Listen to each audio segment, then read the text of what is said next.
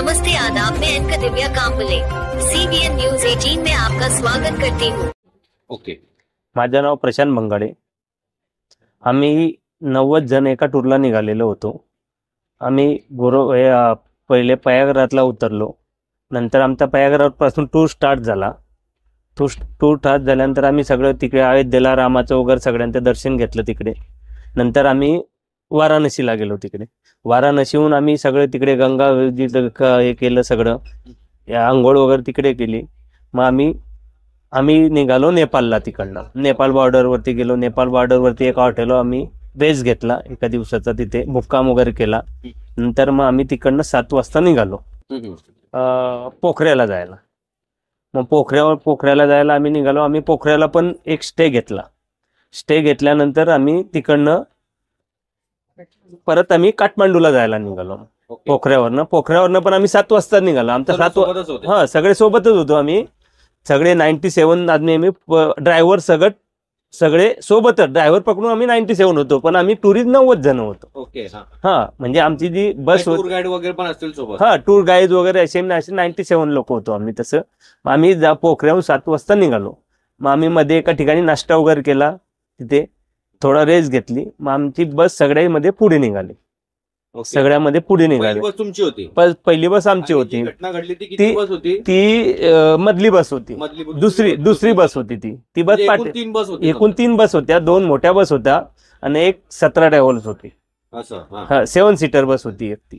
ती तिघी बस आज एका मागे एक चालू, काही अंतर एक 15-20 मिनिटाचं अंतर फक्त सगळ्यांचं होतं। तर त्या बसला आहे ना मध्ये एका ठिकाणी प्रॉब्लेम झाला होता। त्या 2 नंबरच्या बसला तिचे लायनर चिपकत होते। असं तिथे लायनर वगैरे चिपकत होते। गरममुळे तिथे हीटमुळे मग ती थोडे अर्धा तास ती रेसला गेली ती बस थोडं। मग ती बस थोडी मागे पडली। मग ही 17 सीटर पण तिच्या जवळच थांबली की बाबा हे नको, मग सोबतच जाऊ। आमची बस सगळ्यामध्ये पुढे निघून गेली।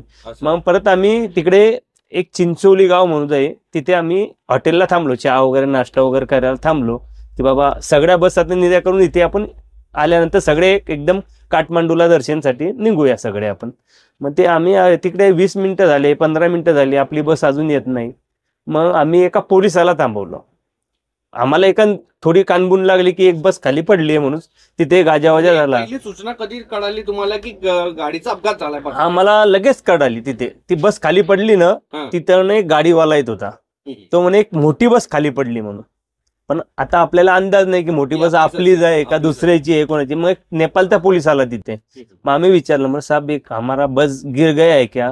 बोला बस कौन सा बस है? बोला ऐसा एक गाड़ी है बड़ा वाला 46 सीटर गाड़ी है, वो ऐसा गाड़ी गिरा है। बोला मैं 1 मिनट फोन करता हूँ और इंडिया का गाड़ी है क्या पूछता हूँ। वो फिर मग त्यानं फोन केला तिथे त्यांच्या याला कंट्रोलला। त्यांनी सांगितलं वो इंडियाची गाडी आहे। इंडियाची गाड़ी सांगताच की आमचा ड्राइवर स्पेशल गाड़ी करून तिथे पोहोचला। आपको नेपाल सरकार ने कैसी सहायता दी? बहुत सहायता की नेपाल सरकार का, बहुत मिलिट्री का बहुत मेहरबानी। तिथं जेव्हा घटना घडली आणि त्या किती डिस्टन्स होता, किती अंतर होता तिकडनं? तर त्या 5 किलोमीटर लगेच पोहोचलो आम्ही घटनास्थळी गेलो। हो घटनास्थळी गेलो आम्ही बॉर्डरबरोबर। म्हणजे जेव्हा पहिले आहे ना, जेव्हा देश स्टेबल होते माणसं त्यांना बाहेर काढण्यात आलं। मग आम्ही किती 9 आणि 10 जण तिथे होतो, कारण की त्यांनी सांगितलं होतं प्रत्येक ॲम्ब्युलन्समध्ये तुम्हाला हॉस्पिटलला जावं लागत जाईल तिथे, म्हणजे तुमच्या माणसासोबत तुम्हाला जावं लागेल तिथे। मग आम्ही प्रत्येक जसं मिलिटरीवाल्यांनी जशी ॲम्ब्युलन्समध्ये जो सिरियस होता त्यांच्यासोबत जायचं, तिथे हॉस्पिटलला परत वापस यायचा, तसे आमचे 28 लोकांचं हो। मग आम्ही सगळे तिथे, मग 28 लोक तिथे खाली डेट सापडले डायरेक्ट।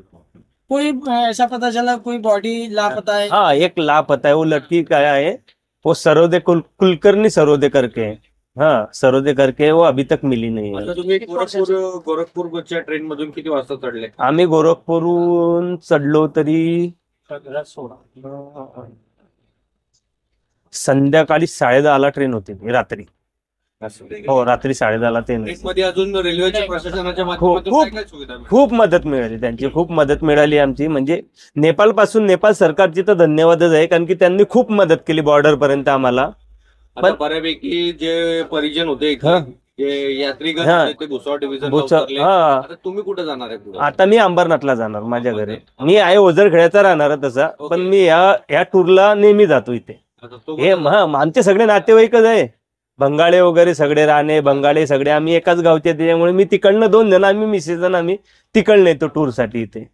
हा, आणि ताईचे बी खूप मेहरबान. ताईनं तिथे काठमांडूला सगळी आमची सेटिंग लावून दिली वगैरे, रक्षाताईने वगैरे. हा, रक्षाताईने बी सगळं करून दिला मला व्यवस्थित. अजून काय सांगू इच्छिता तुम्ही? नाही, तेवढं आता माझ्याकडे माहिती होती तेवढी मी तुम्हाला सांगितली आता. धन्यवाद. हो, पण नेपाळ सरकारनं खूप मदत केली आम्हाला.